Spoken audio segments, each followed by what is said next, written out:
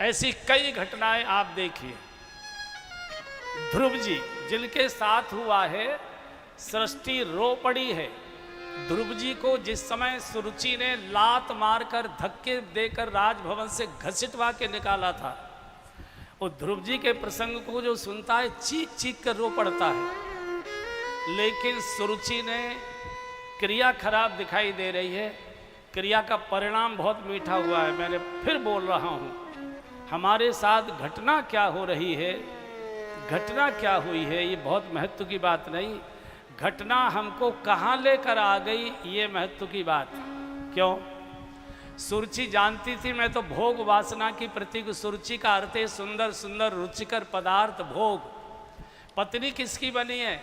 उत्तानपाद की। उत्तानपाद की पत्नी सुनीति थी। सुरुचि को प्रेम करते उत्तानपाद, यानी जिनके पैर ऊपर की ओर, बुद्धि नीचे की ओर, गड्ढे की ओर, अंधेरे की ओर। वेद भगवान कहते तमसोमा ज्योतिर्गमय, असतोमा सदगमय। अंधकार से प्रकाश की ओर चलो, अशुभ से शुभ की ओर चलो, भोग से भक्ति भगवान की ओर चलो। लेकिन उत्तानपाद था, इसने सुनीति को घर से निकाल दिया। क्यों? भोगी था, भोगी था।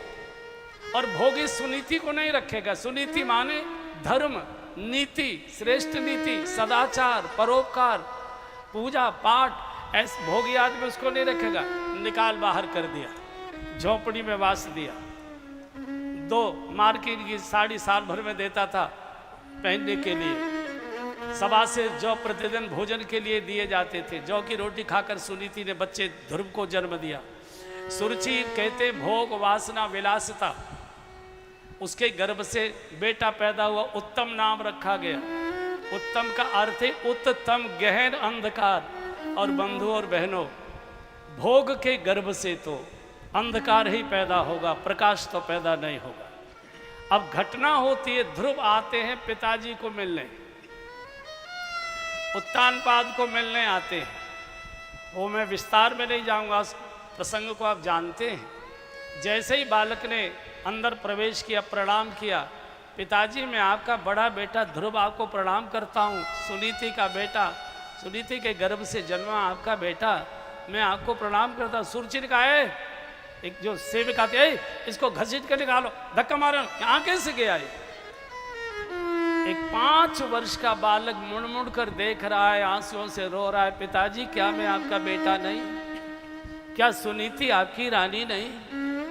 क्या आप मेरे पिताजी नहीं? क्या मुझे महल में आने का, आपकी गोद में बैठने का अधिकार नहीं?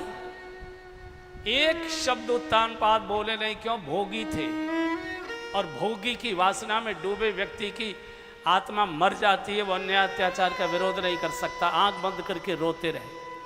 सुरुचि की ये क्रिया बड़ी क्रूर दिखाई देती है, लेकिन इसके पीछे सुरुचि के हृदय में अमृत उबाल ले रहा था। अरे पगले, इस भोग वासना में तो मेरा ही बेटा अंधेरे में ठोकरें खा रहा है। तू तो सुनीति का बेटा है, तू तो नीति का बेटा है, तू तो धर्म का बेटा है, तू तो साधना का बेटा है। तुझे तो भगवान की गोद चाहिए, इस भोगी की गोद में क्यों बैठना चाहता? ये भले ही पिता है तेरा, लेकिन भोगी है, ये वासना में डूबा है, अंधा है।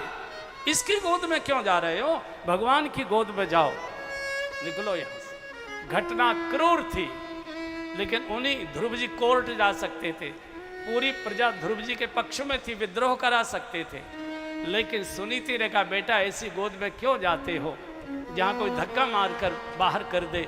ऐसी गोद में जाओ जहाँ कोई धक्का मारने वाला पहुँचे नहीं पाए। माँ वो कौन सी गोद है? वो भगवान नारायण की गोद है। 5 वर्ष का बालक माँ से आशीर्वाद लेकर निकल गया जंगल में। और वो घटना आप जानते हैं कि ध्रुव जी भगवान की गोद में बैठे, और आज तक ध्रुव जी भगवान की गोद में बैठे। कुल मिलाकर उचित सिखावन क्या है?